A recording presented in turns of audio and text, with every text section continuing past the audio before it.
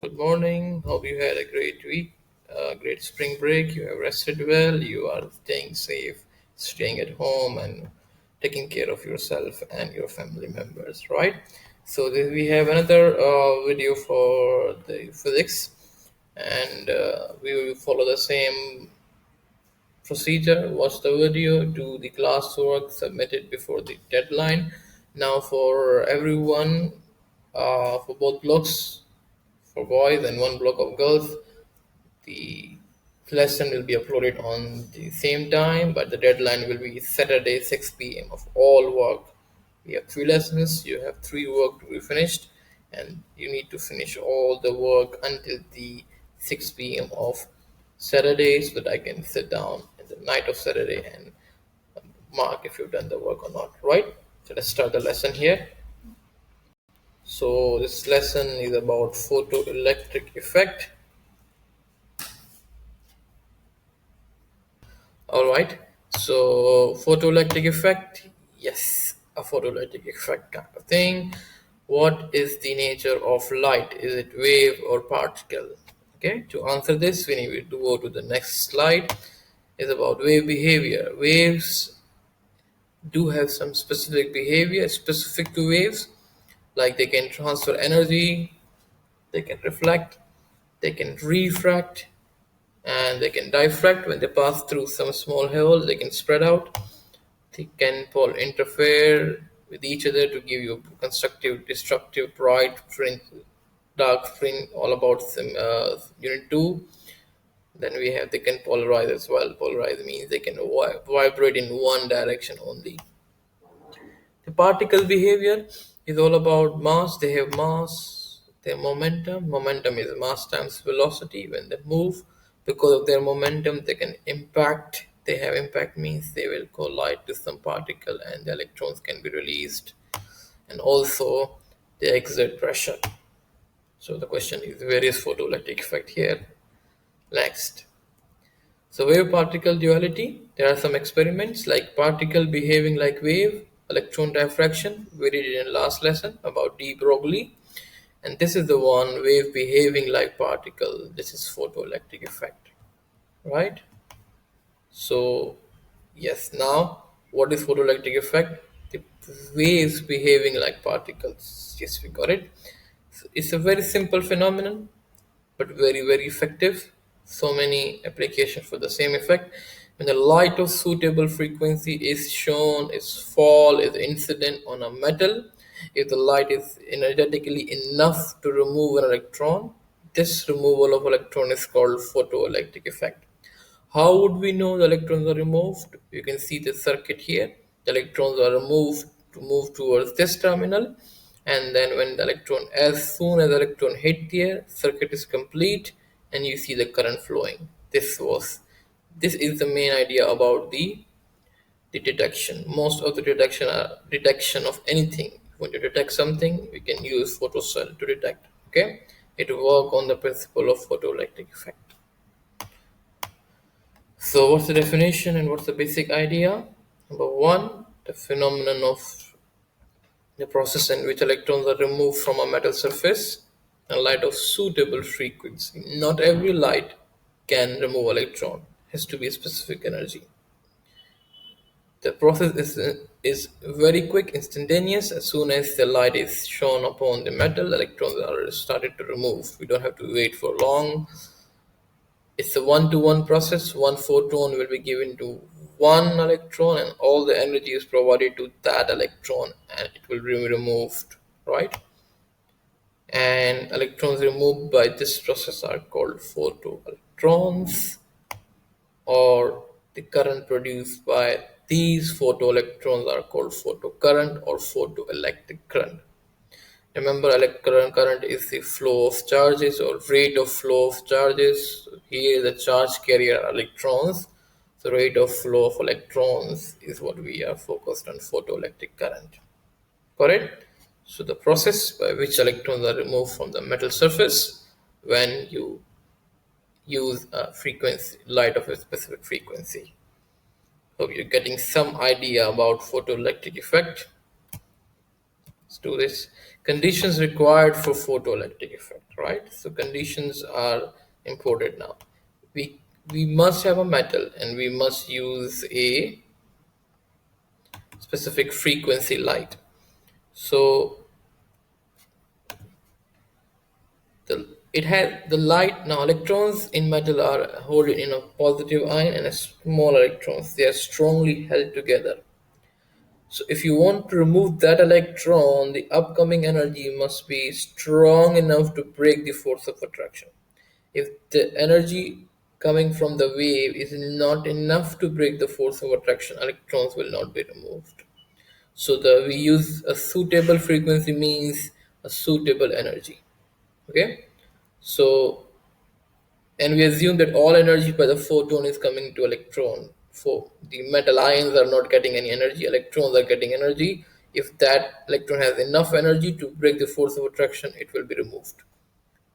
Right? So there are two terms linked with it we need to use: a work function, a minimum amount of energy required to remove an electron from the surface of the metal. This step, removing an electron, depends on two steps. First step, breaking the force of attraction. Second step, bringing the electron to the metal surface and remove it. So it happens all in at once, and all the energy required in all these steps are called work function. It's a metal specific property, giving you how much metal needed to remove an electron. The work function is a metal specific property. Every metal has a specific work function. Some has high work function, easier to remove, difficult to remove electron. Some have low work function, easier to remove electrons. Okay, now from where we get this energy? It's coming from light. So the light have a specific terminology as well that called frequency. Frequency is the number of waves per second, so it carries energy, right? So the minimum frequency a photon must have to for what? To remove an electron from the surface of the metal. We call it threshold frequency. It is represented by F naught. Sometimes we say mu naught, something like V naught. Okay, so that threshold frequency is the photon specific property. Okay, so frequency is the photon specific property, work function is the metal specific property, right? There's even a relationship between work function and threshold frequency. We call it hf naught.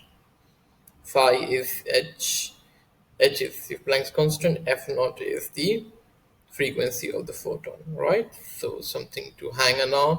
So the minimum amount of energy to hang on or remove an electron. Okay, fine. Let's make some examples here. So a work function of a metal is 3.00 electron volt. That means the minimum amount of energy required to remove an electron from the surface of this metal is 3 electron volt. With the visible light of frequency, this causes photoelectron to be removed. So the energy of this photon must be equal or more than this value. So the strategy is very simple. You find the energy of this photon. If it is more than 3 electron volt, it will remove, otherwise it will not remove. Okay? Let's do some calculation. Alright, so I will use my pen. So the energy is always equals to HF. The H is 6.63 times 10 raised to power minus 34. The frequency is 8.0 times 10 raised to power 14. I will use my calculator. The answer is 5.304 times 10 raised to power minus 19 joules. I'm not working on joules, we are working on electron volt. So we must divide it by 1.6 times 10 raised to power minus 19. So I will use it. Again, my calculator, 5.304 divided by 1.6. The answer is, so the energy of the photon is 3.315 electron volt. So is it more than work function? Yes, it is more than work function. So it will be able to remove an electron. Yes, photoelectric effect will happen. All right. Okay. It was tricky, right? Next, another similar kind of question. The work function of a metal is 2.5 electron volt. Will the visible light of this wavelength cause the photoelectrons to be emitted? The wavelength is the same strategy, but the formula of energy will be Hc over lambda, right? I know you can do it. I know your feelings right now. Yes, you can do it. Do this, okay? So pause this video, do this work in your notebook, and then come back for answer. Hope- Hopefully you have done the question. No, the energy of the photon of this wavelength is less than the work function, so we cannot have any kind of photoelectric effect here. All right. Okay. Continuing laws of photoelectric emission. Laws everywhere. There are a lot of laws, right? So the maximum kinetic energy depends on the energy of the wave we are passing on it, energy of the photon. So the high energy, high maximum kinetic energy, low energy, low. Very simple. Okay, and the energy of the photon depends on two things: frequency. The kinetic energy depends on the frequency of the photon. It's directly proportional. High frequency, greater kinetic energy, and as we know that energy of photon is inversely proportional to the wavelength. So longer wavelength will give you smaller Ke values. Okay. The next thing is the electrons emitted per second, which is photoelectric current. It depends on the intensity of the light. So two different things: kinetic energy maximum and the current is different. It's highly energetic electrons. It is the number of electrons emitted per second. So we may have very high energy, but they are emitting very slowly, like 1 electron per second, something like that. So the electric current depends on the intensity, how light or how dark, how more bright, how less bright is used. Okay, so we can use this. A bright light will give you high current, and a less bright light will give you less current. So the whole idea of this slide is, if you get a high maximum kinetic energy, we must use high frequency and low wavelength. If you want to get low kinetic energy maximum, you must have a lower frequency and a higher wavelength. For the current is proportional to intensity. Intensity has nothing to do with kinetic energy maximum, and energy or frequency or wavelength has nothing to do with the current produced. Okay, let's do some multiple choice question. A light of wavelength is shown on a metal surface. If electrons are emitted for this surface, which situation whether in more electrons per unit time? Okay, so more electrons per unit time, that means we are dealing with high current, isn't it? And high current in the last slide we just discussed depends on the intensity. If you really want to get the high current, the intensity should be high. So anything between C and D. The next part is with the less kinetic energy.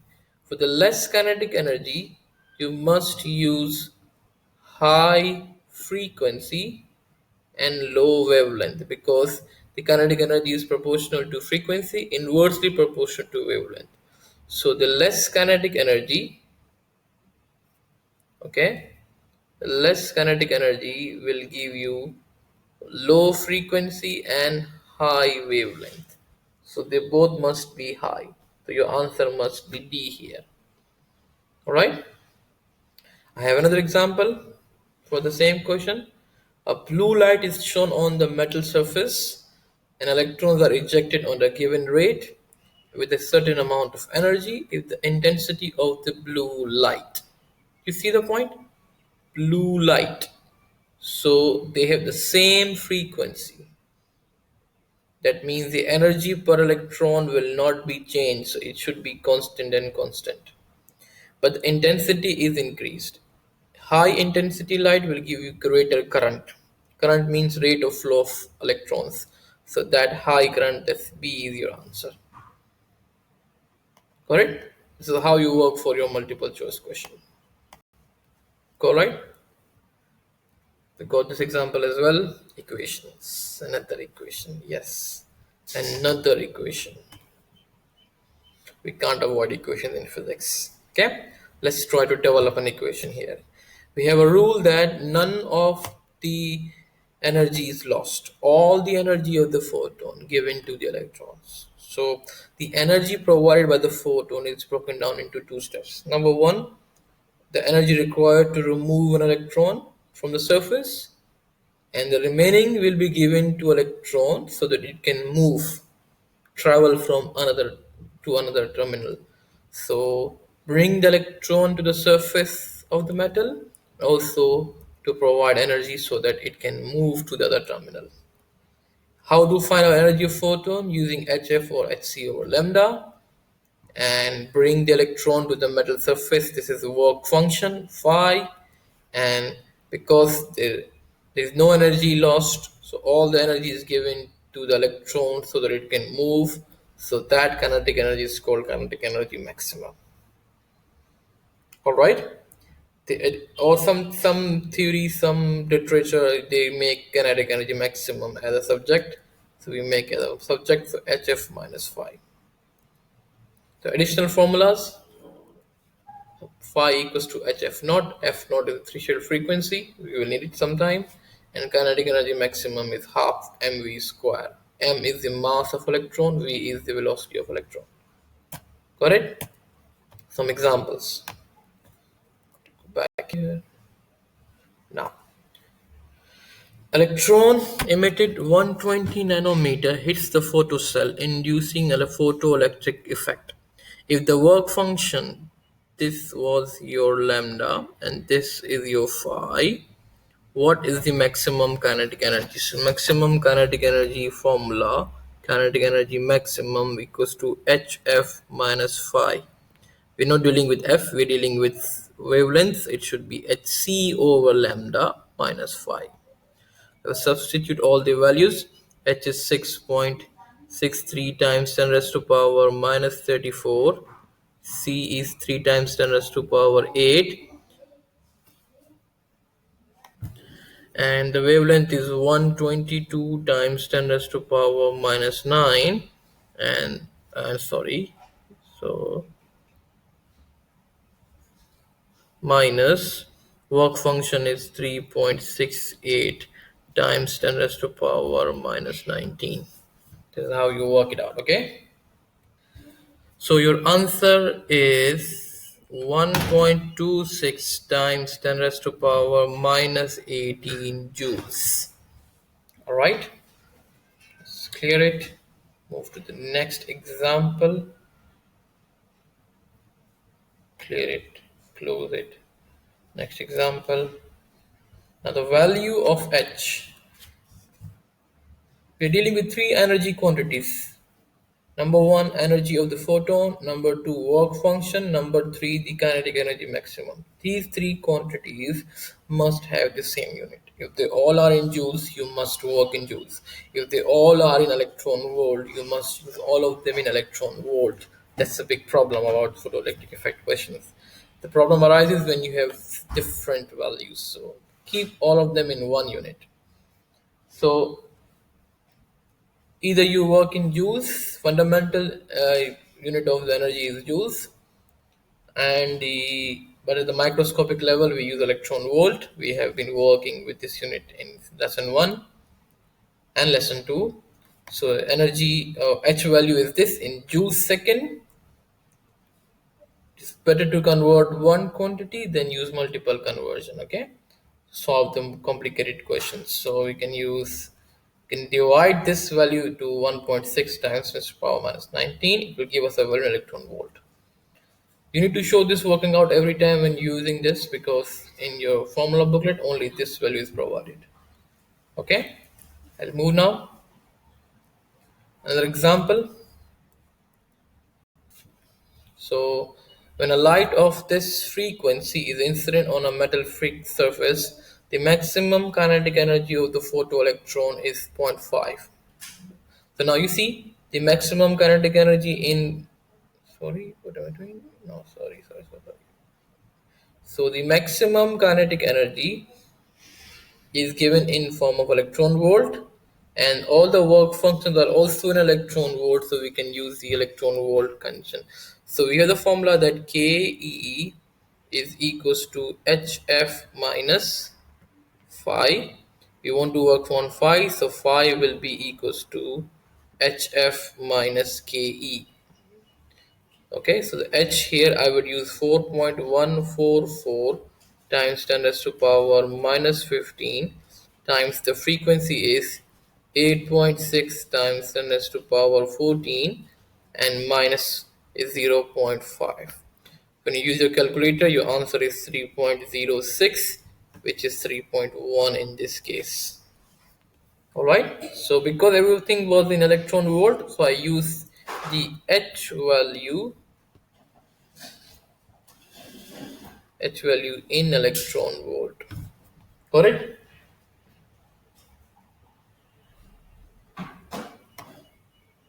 Okay, the last slide. It's a tricky question, and not a big deal for you people. You're already expert on physics, so we can go ahead for this one. So the question is: a light source of lambda illuminate a metal and ejects a photoelectron of maximum kinetic energy of 1 electron volt. Second light of source lambda over 2 same metal and eject photoelectrons with maximum kinetic energy of 4 electron volt. Calculate your work function. Okay, it's a simultaneous equation. I'll do it now and attach the photo there. Okay. So when you use a light of wavelength lambda, the kinetic energy was 1.00 electron volt, and when you use a light of lambda by 2, the kinetic energy was 4.00 electron volt. We need to make two equations on these two. So I can use the formula that KE, the main formula is what? KE equals to HF minus phi.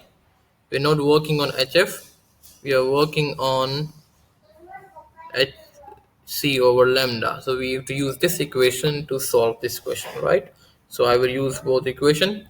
So for this thing, so kinetic energy is 1 equals to HC lambda is lambda, phi I don't know.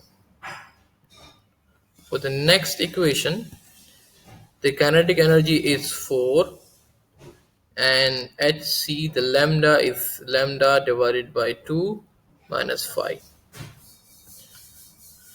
I can solve this thing for HC over lambda by 2. I can write down as 2 HC over lambda minus phi.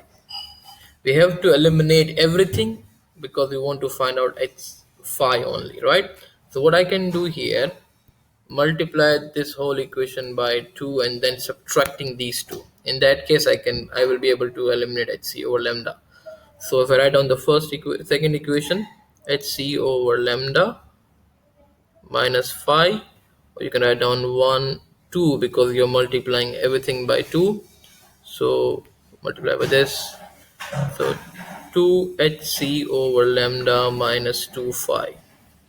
You subtract everything, you got 4 minus 2 is 2, minus 5 plus 2 phi is phi. So your final answer is phi equals to 2.00 electron volt. That's your answer. Okay, I will add the snapshot of this in your slide.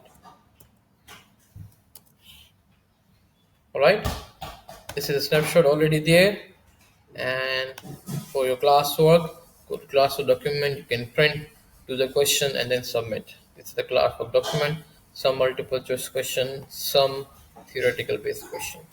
Okay, have a nice day, see you later.